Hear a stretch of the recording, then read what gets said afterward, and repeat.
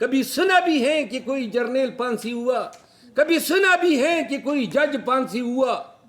کیوں نہیں ہوا؟ کتنے بڑے بڑے جرائم کا ارتکاب کیا ہے. میں بحیثیت پاکستانی قانون جانتے ہوئے کسی ایسے چوت تانے دار, رینجر, ایجنسی کہ کسی غیر قانونی قدم پہ سر خمی نہیں کر سکتا ہوں. ہم احتساب کے ایسے عمل کو متعارف کرائیں جس کا تابع جج بھی ہو, جس کا تابع جرنیل بھی ہو, جس کا تابع جو ہے معاشرے کا شخص ہو.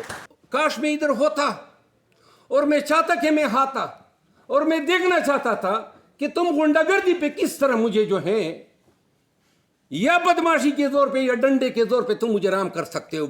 کہ کبھی ایک ایڈونچر, کبھی جج کی شکل میں, کبھی سیاستدان کی شکل میں اور کبھی جرنیل کی شکل میں, اور سب جو ہیں وہ پاک سرزمین شادباد کے گانے لگائیں گے اور فخر سے کہیں گے کہ جی اس ملک میں قانون کی حکمرانی کی ہریالی ہے. جو بھی آواز اٹھاتا ہے مارو, پھیٹو, رگیدو, اغوا کرو, کہ یہ گورنمنٹ ٹو گورنمنٹ پروجیکٹ ہے.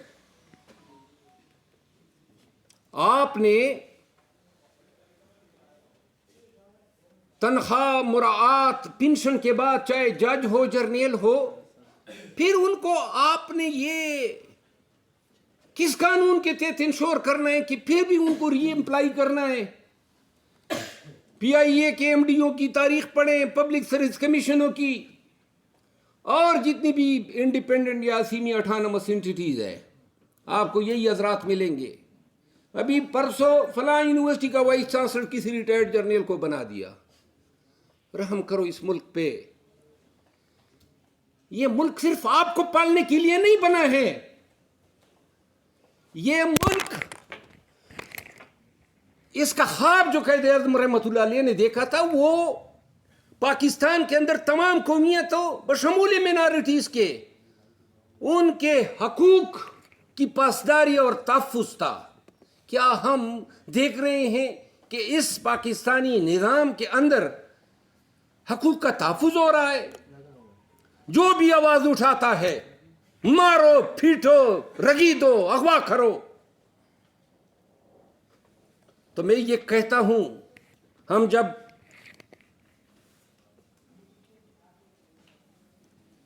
توقع رکھتے ہیں, میں پاکستانیوں کو کہنا چاہتا ہوں, یہ توقع رکھنا کہ فل کورٹ بیٹھے گی اور وہ جناب آپ کا نظام درست کرے گی, اے مکو کہ جنت میں رہنے کے مترادف ہے.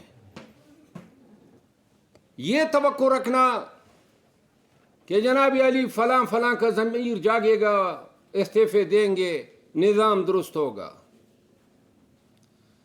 یا یہ توقع رکھنا کہ کوئی غیبی مدد آئے گی اور پاکستان کے حالات جو ہیں آپ کے لیے درست کر لے گی, معیشت چل پڑے گی, قانون کی حکمرانی ہوگی, اور سب جو ہیں وہ پاک سرزمین شادباد کے گانے لگائیں گے اور فخر سے کہیں گے کہ جی اس ملک میں قانون کی حکمرانی کی ہریالی ہے, کیونکہ غیبی مدد آئے گی.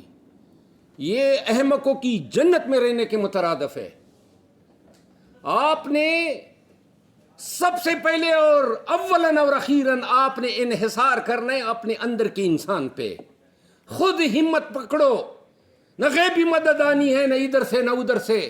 اپنے ذات کے اندر تہیا کر لو کہ میں نے پاکستان میں ظلم, جبر, نا انصافی, لا قانونیت کو روکنا ہے, چاہے کرنے والا کوئی کیوں نہ ہو اور اس کے لیے کوئی قیمت کیوں نہ ادا کرنی پڑے.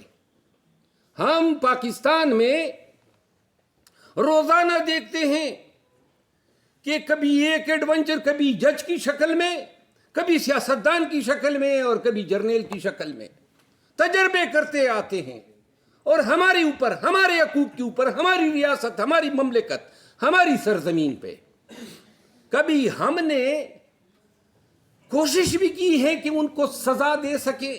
کبھی سنا بھی ہے کہ کوئی جرنیل پھانسی ہوا, کبھی سنا بھی ہے کہ کوئی جج پھانسی ہوا.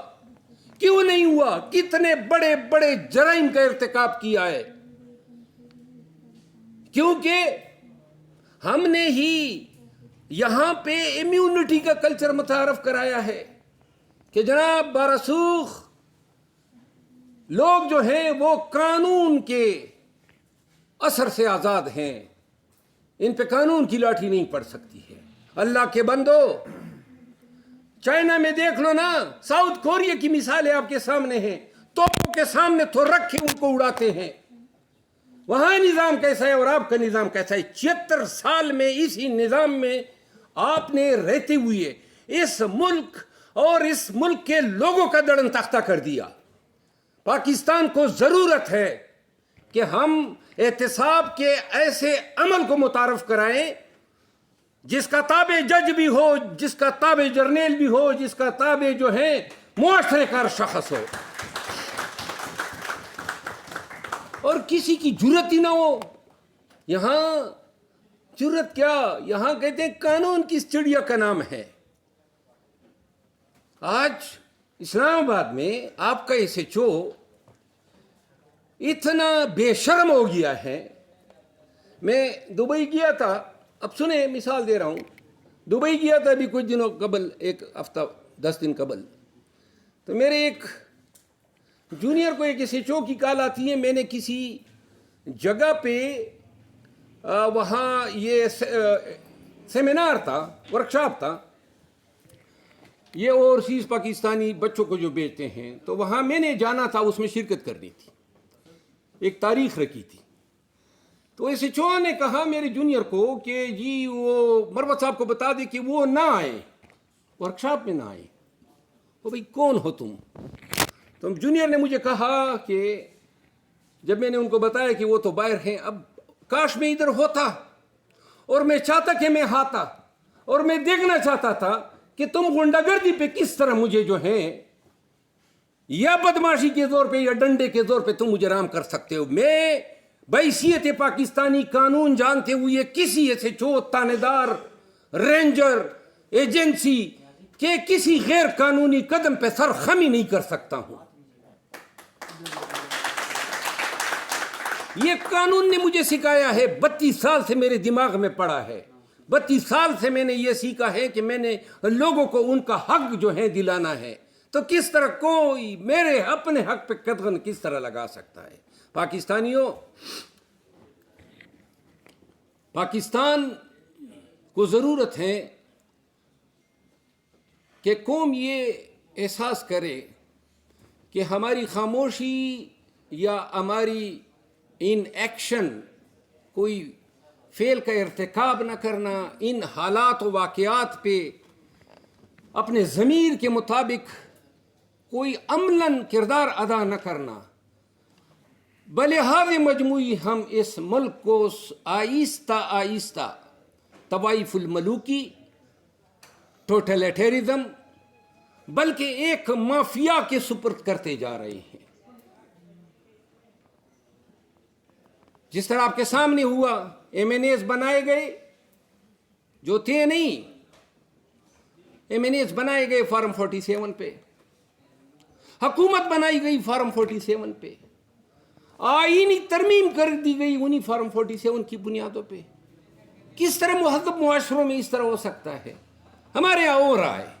بار کی بات کی، ریاست علی آزاد صاحب 2.5 سال قبل جب پی ٹی آئی پہ تازیانے ظلم و جبر کے برسانے شروع ہوئے، اس وقت میری بڑی توقع تھی اس کالے کوٹ اور ٹائی والوں سے کہ اٹھیں گے اور انسانی حقوق کا تحفظ کریں گے۔ 2.5 سال سے راہ دیکھتے دیکھتے اب میں مایوس ہو چکا ہوں، کیونکہ میں یہ سمجھتا ہوں کہ اس پیشے نے ہمیں سکھایا تھا کہ ہم نے اپنے معاشرے اسلام آباد کے لوگوں کے لیے، اگر میں اسلام آباد میں وکالت کرتا ہوں تو میں نے دیوار بننا ہے ان کے حقوق کی پامالی کے برخلاف۔ اگر کوئی میٹھا ٹھوانا میں، کوئی جلال پور جٹھا میں یا کوئی تونسا شریف میں وکالت کرتا ہے تو وہاں کے وکیلوں نے وہاں کے مکینوں کے لیے بننا